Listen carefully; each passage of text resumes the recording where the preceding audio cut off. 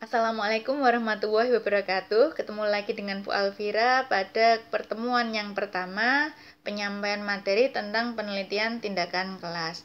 Nah, pada pertemuan kali ini Bu Alvira akan mengajak semuanya untuk memahami penelitian tindakan kelas secara gampang, secara sederhana. Kemudian saya juga mengajak semuanya untuk berperan sebagai seorang guru ya yang selama ini mengajar di sebuah SD atau MI. Ada beberapa materi yang akan saya sampaikan, ada pengertian, ada karakteristik, ada model, ada prosedur, kemudian yang terakhir adalah panduan. Nah, untuk panduan penyusunan laporan PTK ini akan saya sampaikan pada pertemuan yang akan datang.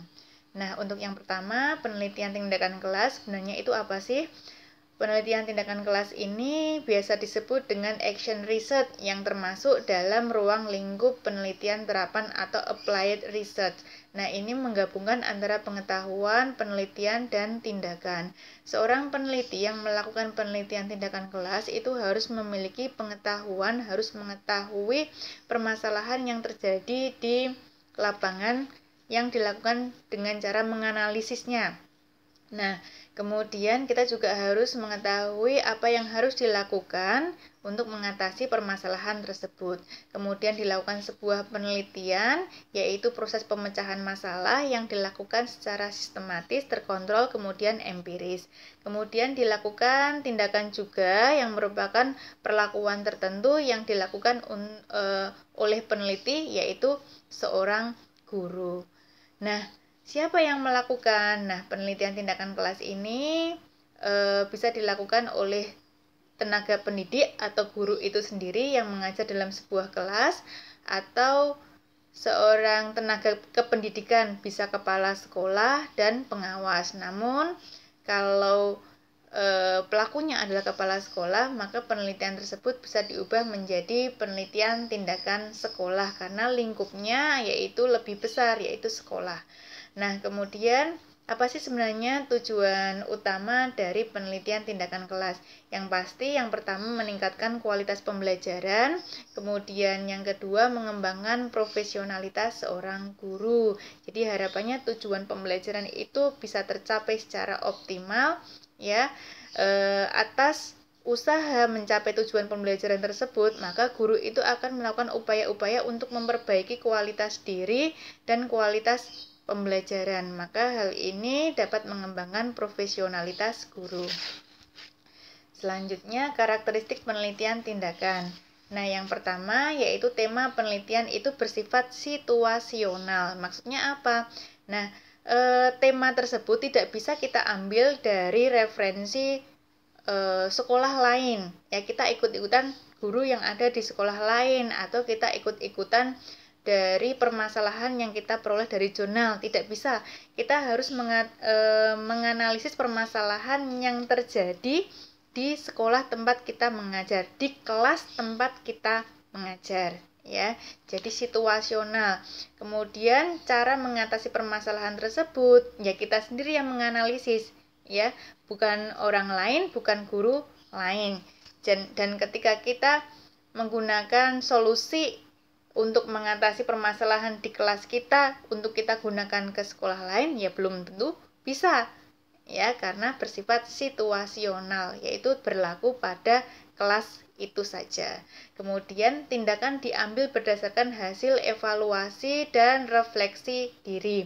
Nah, ketika kita mengamati permasalahan yang ada di kelas sembari kita mengajar ya, pada kesehariannya kita amati permasalahan ya, sebenarnya kenapa sih hasil belajar di kelas ini kok rendah ya, oh ternyata siswanya kurang bersemangat, siswanya banyak yang mengobrol sendiri dengan teman sebelahnya, banyak yang mengantuk dan lain sebagainya. Nah, itu kita amati ketika pembelajaran kesehariannya. Kemudian kita evaluasi, sebenarnya apa ya yang terjadi, apakah cara mengajar saya yang kurang baik, apa metode atau model pembelajaran saya yang kurang tepat, atau media yang saya gunakan itu kurang tepat juga ya. Nah, kemudian dari dasar itu kita juga bisa langsung membuat suatu latar belakang, sekalian kita juga merancang tindakan-tindakan untuk mengatasi permasalahan tersebut. Nah, karakteristik selanjutnya, penelitian tindakan kelas itu dilakukan dalam beberapa putaran. Dalam beberapa putaran ini, istilahnya dalam penelitian tindakan kelas itu disebut dengan siklus.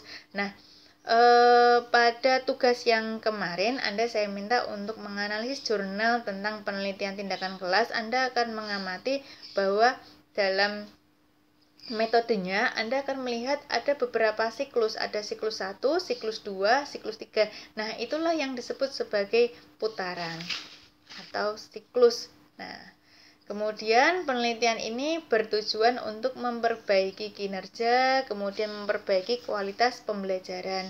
Penelitian ini juga bisa dilaksanakan secara kolaboratif maupun partisipatoris.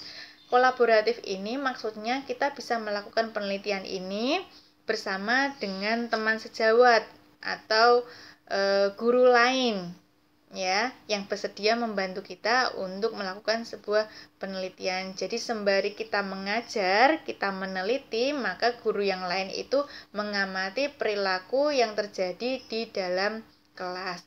Atau bisa juga kita bekerja sama dengan dosen yang ada di perguruan tinggi untuk melakukan penelitian atau mahasiswa yang melakukan penelitian.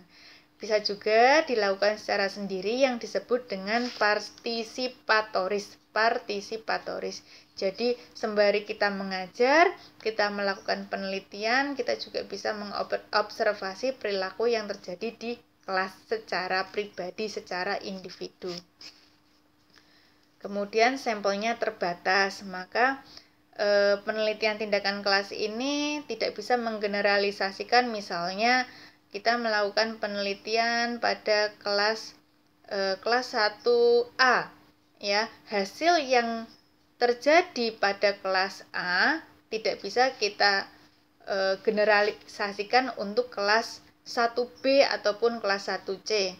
Ya, permasalahan hanya terjadi di kelas 1A, maka hasil penelitian tindakannya juga hanya berlaku pada kelas 1A itu. Sampelnya terbatas, yaitu pada tempat kelas di mana Anda mengajar atau di mana Anda meneliti. Kemudian model penelitian tindakan kelas. Model PTK seperti yang saya sampaikan sebelumnya itu dilakukan dalam beberapa putaran atau siklus. Nah, jumlah siklus itu tidak ditentukan, ya, bisa 3 kali, bisa 4 kali, 5 kali. Ya, indikator keberhasilannya diukur dari kepuasan peneliti terhadap pencapaian hasil, yaitu berupa perubahan perilaku subjek yang diteliti.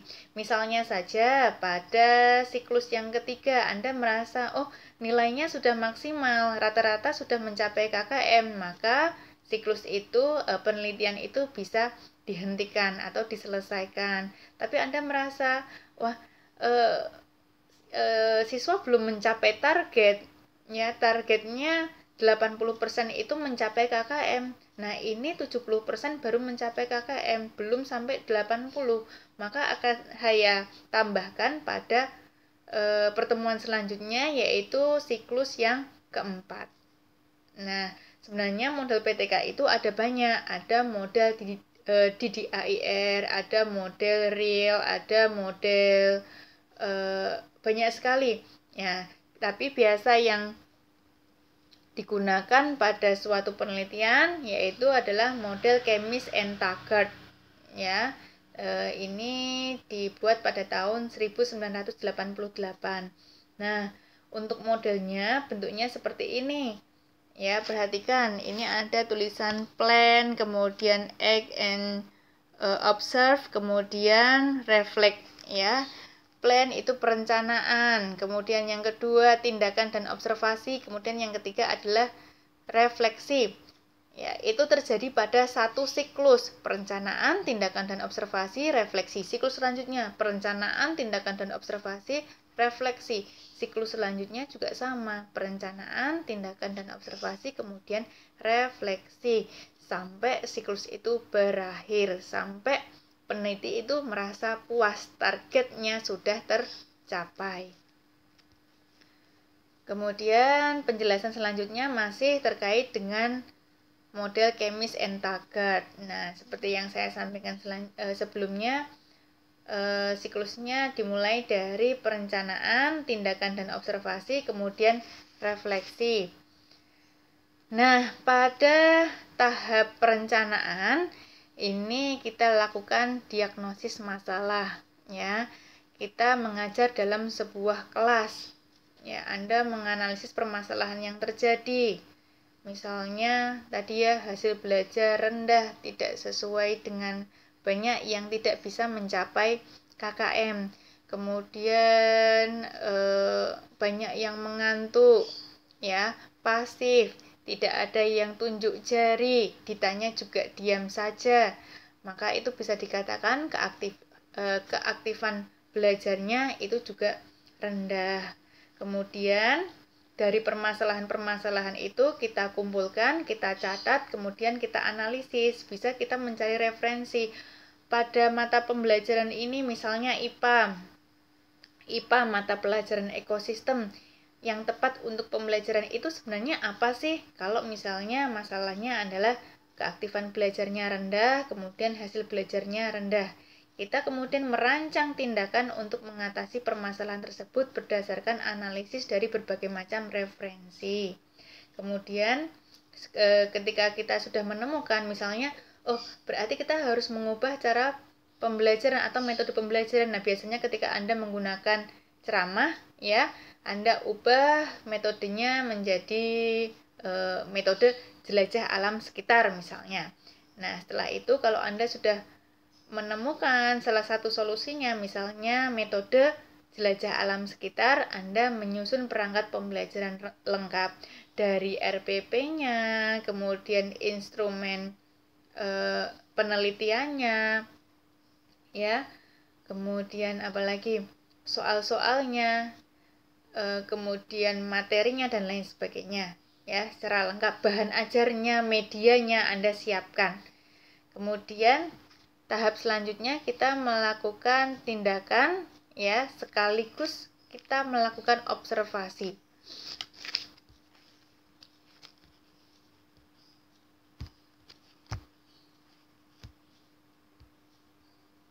Nah, tindakan dan observasi di sini kita melakukan tindakan sesuai dengan rancangan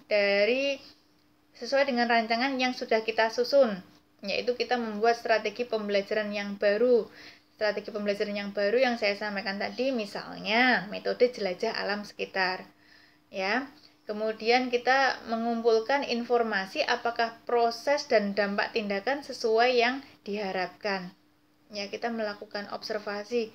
Ya, kita sebelumnya kan kita sudah menyusun misalnya lembar observasi, kita amati apakah siswanya semuanya aktif. Jelajah alam sekitar itu misalnya anak-anak diajak untuk keluar kelas, ya, mengamati ekosistem. Ya, tadi kan materinya saya contohkan adalah ekosistem. Mereka datang keluar kelas, ya, mengamati taman atau kebun yang ada di sekitar sekolah, ya, mengamati ekosistemnya. Mereka terjun langsung secara kelompok, ya. Ada yang mengamati taman depan, ada yang mengamati taman belakang, samping, kiri, kanan, semuanya diamati pada lokasi-lokasi yang berbeda, ya.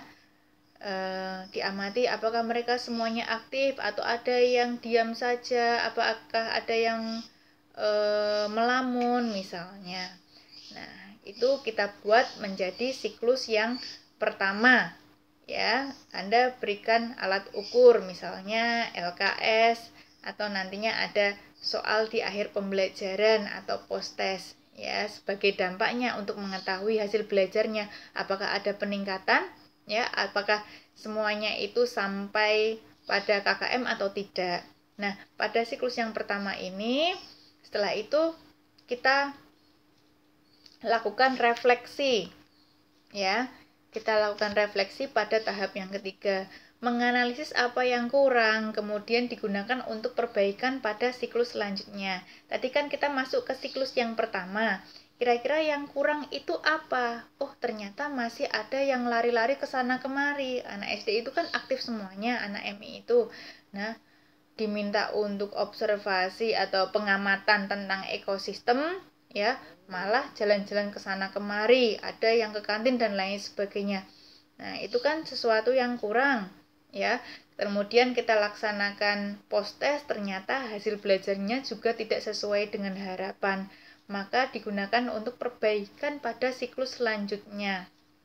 Ya, kita buatlah siklus yang kedua. Kita mulai lagi. Ya, mulai lagi dari tahapan perencanaan. Kita masih menggunakan metode yang sama, jelajah alam sekitar, tetapi ada sesuatu yang dirubah. Oke lah, mungkin dari hasil refleksi, oh, guru kurang membimbing adanya pengamatan tiap kelompok. Oke lah, pada pertemuan atau siklus yang kedua ini, guru atau saya akan mendampingi dari kelompok 1, 2, 3, 4, dan seterusnya. Oke ya. Saya akan lebih sabar ya, membimbing dari tiap kelompok. Nah, kemudian pada prakteknya ya, kita melakukan tindakan ya, kita mengamati di kelompok 1, 2, 3. Ternyata ketika kita mengamati di kelompok 1 dan 2, kelompok 4 dan 5 itu masih banyak yang berkeliaran. Banyak yang kejar-kejaran, banyak yang lari-lari. Nah, ya, hasil observasinya kan seperti itu. Nah, kemudian kita refleksi, berarti harus ada yang diperbaiki karena keaktifan siswa itu bukan seperti yang saya harapkan. Maksudnya keaktifan itu bukan aktif yang berlarian ke sana kemari, tetapi aktif dalam pembelajaran, mengamati ekosistem, mencatat mana ekosistem mana komponen biotik, mana komponen abiotik, ya, bagaimana interaksi antar komponen itu kan harusnya mencatat, ya, harusnya mengamati, tetapi kok malah berlarian ke sana kemari. Oke lah, kita masuk ke siklus yang ketiga. Di siklus yang kedua juga tadi di post testnya ketika kita ukur hasil belajarnya, kok ternyata hasilnya juga masih belum sesuai yang diinginkan. Maka kita masuk siklus yang ketiga. Setelah kita masuk ke siklus yang ketiga, ya, tetap kita masih menggunakan metode jelajah alam sekitar. Kita ubah, ya, pada tiap kelompok itu, ya, salah satu siswa itu kita cari yang paling menonjol, paling aktif, kemudian hasil belajarnya yang paling bagus. Ya, kita ambil sebagai ketua yang diberikan tanggung jawab untuk mengatur, memimpin teman-teman pada satu kelompok itu. Ya, kelompok 1, kelompok 2, kelompok 3, kelompok 4, kelompok 5, semuanya ada ketua kelompoknya yang menghandle jalannya pengamatan dalam satu kelompok. Nah, kemudian dilakukanlah tindakan itu, ya, sambil Anda juga tetap mengamati jalannya pengamatan pada tiap kelompok itu. Ya, ternyata di siklus yang ketiga, ya, tidak ada siswa yang lari-lari, ya, semuanya fokus untuk mengamati pembelajaran, mengamati ekosistem yang ada di alam sekitar, mohon maaf. Nah, mereka mengamati ekosistem, komponen biotik, abiotik, semuanya aktif dalam pembelajaran. Nah, hasil observasinya seperti itu. Berarti semua siswa keaktifannya sudah mulai positif. Dicatat itu, ya. Mana yang aktif, mana yang nggak aktif, mana yang mengamati, dan lain sebagainya. Dicatat itu. Itu kalau misalnya penelitian PTK sendiri atau partisipatori, ya, itu repot sekali. Yang ngajar, yang nyadat, paling enak memang kolaboratif. Kita minta bantuan guru lain atau bisa kerjasama dengan dosen atau mahasiswa, ya. Kemudian kita adakan post test pada siklus yang ketiga itu, ya. Ternyata setelah diadakan post test, hasil belajarnya hampir semuanya itu mencapai KKM atau bahkan semuanya mencapai KKM. Berarti peneliti atau guru tersebut merasa sudah puas. Nah, saya sudah puas ya, sesuai dengan yang saya harapkan, maka penelitian itu bisa berhenti di siklus yang ketiga. Jadi banyaknya siklus itu memang sesuai dengan kepuasan peneliti. Itu ya. Saya harap bisa dipahami ya. Itu penyampaian dari saya secara singkat. Nah, sekian dari saya. Pertemuan yang selanjutnya akan saya sampaikan setelah video ini. Terima kasih, silakan Anda memberikan komentar, bisa di bawah video ini atau bisa melalui WA Group. Sekian dari saya akhiri. Assalamualaikum warahmatullahi wabarakatuh.